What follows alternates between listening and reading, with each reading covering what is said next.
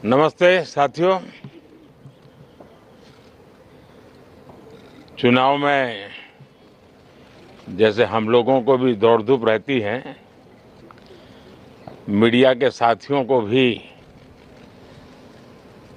बहुत परिश्रम करना पड़ता है, रात दिन दौड़ना पड़ता है, अलग अलग लोकेशन को कवर करना पड़ता है। तो आप लोगों ने भी बहुत कष्ट उठाया है।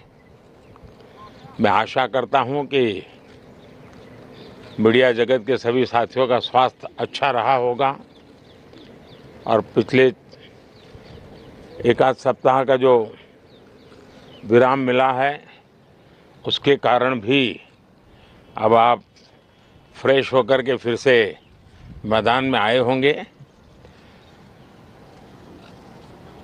तो 18वीं लोकसभा, और वैसे भी हमारे यहाँ व्यक्ति के जीवन में 18वीं इसका बड़ा महत्व होता है। एक नए कालखंड में प्रवेश करता है टीनेज समाप्त करके। ये 18वीं लोकसभा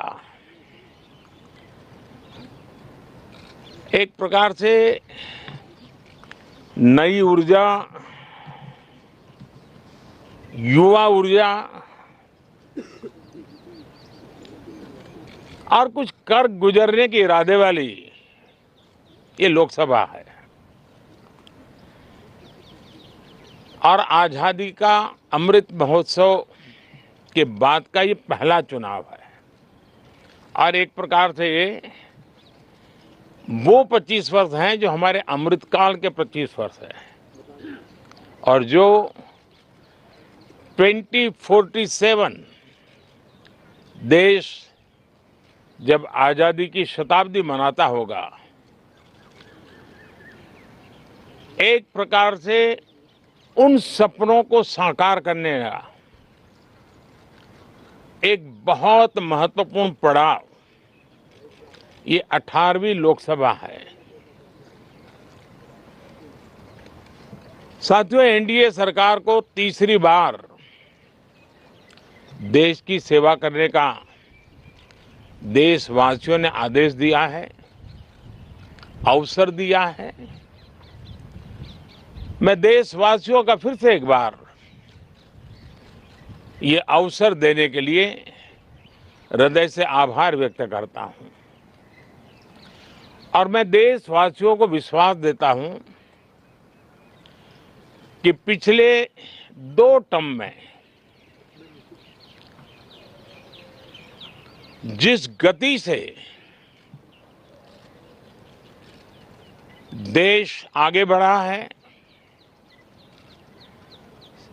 समाज के हर क्षेत्र में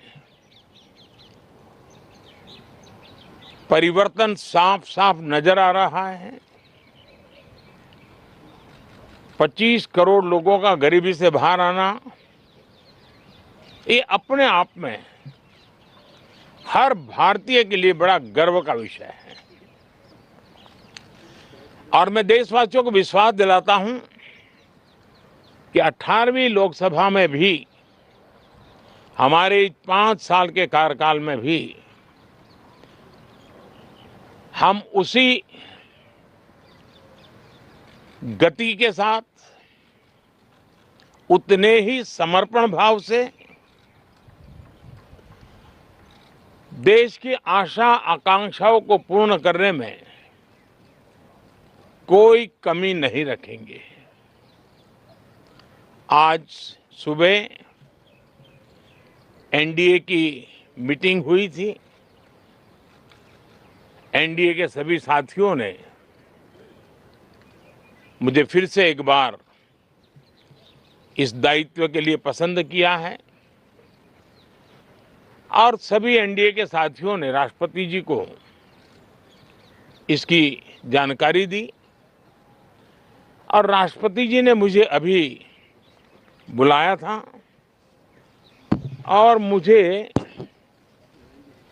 प्रधानमंत्री डेजिग्नेटेड के रूप में काम करने एक नियुक्ति दी है और मुझे शपथ समारोह के लिए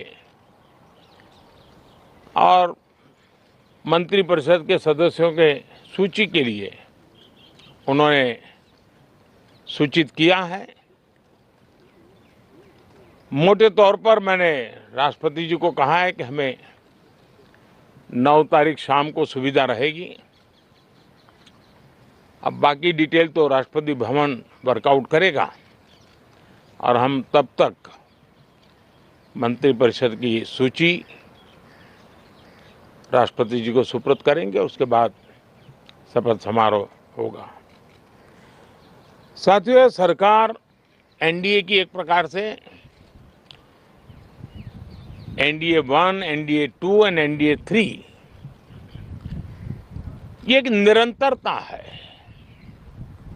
और हमारे संकल्पों को लेकर के, सुशासन के प्रति हमारी प्रतिबद्धता को लेकर के और देश के सामान्य जन के सपनों को पूरा करने के प्रयास के रूप में इस निरंतरता को हम और अधिक ऊर्जा के साथ और अधिक व्यापक विजन के साथ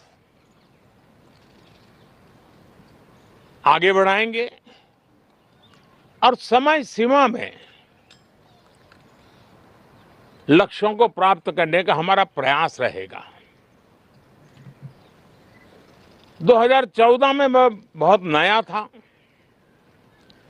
मुझे अब एक लंबे समय तक इस कार्य का अनुभव मिला है, हमारी टीम को अनुभव मिला है और इसलिए हमारे लिए अब तुरंत ही काम को आगे बढ़ाना बहुत ही सरल रहने वाला है और इस अनुभव का लाभ भी देश की सेवा करने में मिलने वाला है। इन 10 साल के कार्यकाल के दरमियान भारत की वैश्विक जो छवि बनी है, दुनिया के लिए एक विश्व बंधु के रूप में भारत उभरा है, इसका मैक्सिमम एडवांटेज अब शुरू हो रहा है और मुझे पक्का विश्वास है ये 5 वर्ष वैश्विक परिवेश में भी भारत के लिए बहुत उपयोगी होने वाले हैं। दुनिया अनेक संकटों से गुजर रही है, अनेक तनावों से गुजर रही है, अनेक आपदाओं से गुजर रही है। ऐसी विकट परिस्थिति दुनिया ने बहुत लंबे अरसे के बाद देखी है। हर देश इन सारी समस्याओं के बीच अपने आप को बचाए रखना, बढ़ाते रहना, चुनौतियों का डगर डगर पे सामना कर रहा है। हम भारत वाले लोग, हम भारतवासी खुद नसीब हैं कि इतने बड़े संकटों के बावजूद भी हम आज विश्व की सबसे तेज गति से बढ़ने वाली इकोनॉमी के रूप में जाने गए हैं। ग्रोथ के विषय में भी दुनिया में हमारी वाहवाही हो रही है।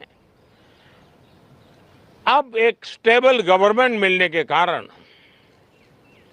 और परिचित व्यवस्था और नेतृत्व मिलने के कारण दुनिया का भारत के प्रति रुझान, भारत के प्रति उनका आना बहुत तेज गति से होने वाला है और मुझे विश्वास है कि देश के सभी राज्यों को इसका लाभ मिलेगा। देश की युवा पीढ़ी को सबसे ज्यादा लाभ मिलेगा। विकास के नए ऊंचाइयों को छूने में एक वैश्विक भागीदारी का वातावरण आने वाले 5 साल में बनने वाला है। तो इसी संकल्पों और आदर्शों के साथ हम आगे बढ़ेंगे। मैं राष्ट्रपति जी का हृदय से आभार व्यक्त करता हूं कि एक बहुत बड़े महत्वपूर्ण दायित्व के लिए उन्होंने मुझे निमंत्रित किया है आप सबका भी दोस्तों बहुत बहुत धन्यवाद। Thank you.